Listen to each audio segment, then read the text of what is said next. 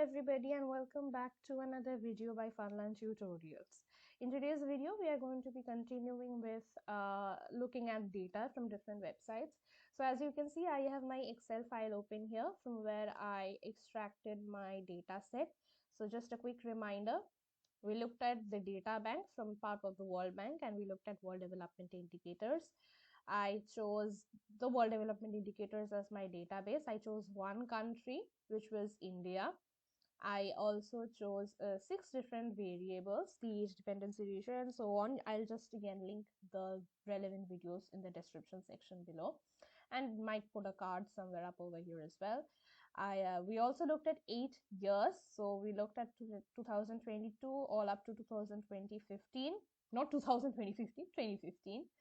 So we looked at those variables, and that gave us the preview. Then we went to the download options and we downloaded the Excel file because I find that to be the most easily navigable. And that essentially downloads my data set here, which you can have this variable. This is usually the name that comes for the file. And when I open it, I did some formattings here. You can see them in the previous video. So this is something very important for reasons that I've mentioned before. And then you can look at the metadata series, and that gives you information about each particular variable.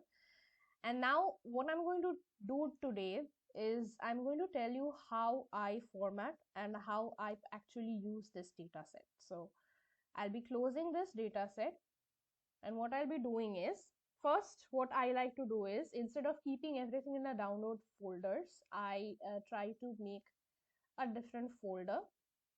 And suppose this is where I want. So I want to cut this file and I want to paste this over here. And then I can close my downloads folder. So now I'm going to open this and I'm going to check if everything is all right. Yeah, I think everything is all right. So now what I'll do is I can either keep this name itself, or what I might do is I will copy this name. So let me just, yeah. So I will be copying this name, and just maybe I'll open this, and maybe here I'm going to paste this here. So that will help me remember if by any chance I need the file name, or I can write down file name here as well. So that will tell me what the file name was initially, and I'm going to save it again.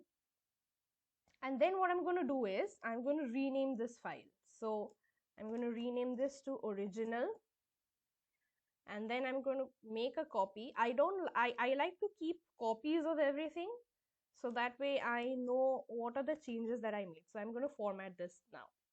It's not formatting as such in its truest sense, but I like to call it formatting.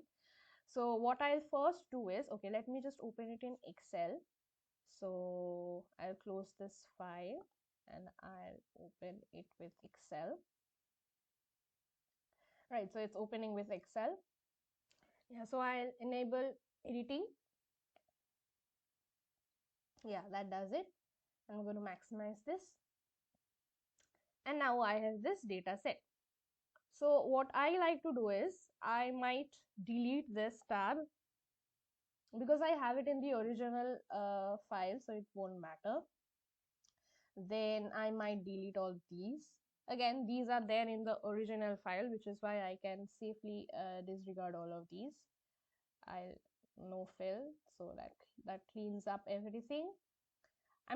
Since for this particular variable I don't need the country name. I could if I were doing something like a panel data or something, but now I don't, so I'm gonna delete everything.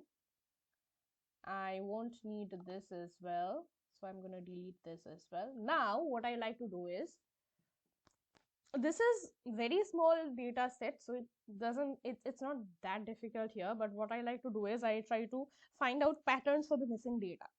So here I can see that data for this particular row is missing, and data for this particular row is missing. So what I would do is I would first highlight this row and I would highlight this row. So that sort of, now what I'll do is I'll see if I delete these two rows, what are the other data that I'll still lack? So you can see this column has a lot of missing data. 2022 has a missing data. This is because 2021, 2022, these years are all related to the COVID year. So sometimes there's data missing. So you can see here in 2021 as well, there were some missing years. So I might delete this as well. So now you can see, if I look at the unhighlighted portion, I have data for everything. So now I know exactly what I need, which is why there was a time when I said it's sometimes easier to take more data than less, because you can see I took 8 years, but I had to remove 2 years.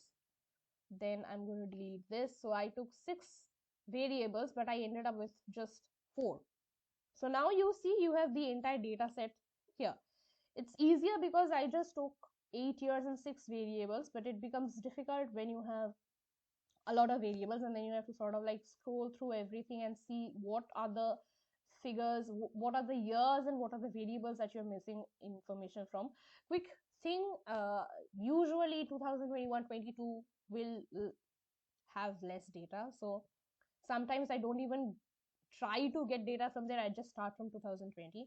And if you want a very reliable information set, I would suggest take all the years that you can. So honestly, when I usually download data, if it's a even if it's a cross section analysis, let alone with time series, if it's time series, I'll just take all the possible years. I'll just open this and I'll see, and I'll just unselect everything, and then I'll select everything. So then I have 63 years. I'll just download data for every year, and then I'll just find out what are the years that I don't have information, and then I'll cancel out those years accordingly. Even if it's not time series data, even if it's cross-sectional data, I'll still do the same, because the more data that I have, the more reliable my analysis is. Similarly for time series, now I'm just telling you all these. Similarly for time series, if there's a particular hypothesis that I have in mind, I'll try to get as much data relevant to that particular hypothesis as possible. And suppose I just want to find out relationship between health and poverty, no particular variables involved. So I'll just probably end up downloading all the data for the health parameter and all the variables that I can from the poverty parameters, and then I'll see what are the variables that I actually have data on. I'll cancel out those which I don't have. Sometimes you might have a variable which has data for some years and not for other years, so I just have to go through all of them and see what are actually the data set that I have, not just the variable names.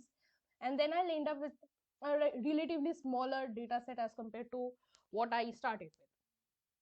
And then as you can see here, you have 4 variables and 1, 2, 3, 4, 5, 6. So I cancel out 2 years, right? 2 years and 2 variables, and I end up with 4 variables and 6 years. And then you can use this data set and you can start working with the data. So this again gives you the years. If you want, you can format this 2015, and you can change this to 2016, and you can do all this little editing. But sometimes, or maybe actually I do need these, so I'll just make these changes as well. I'll just make this 2017. I think they give the yeast codes for just how they gave country codes, they gave variable codes. I think this is sort of like a year code for them.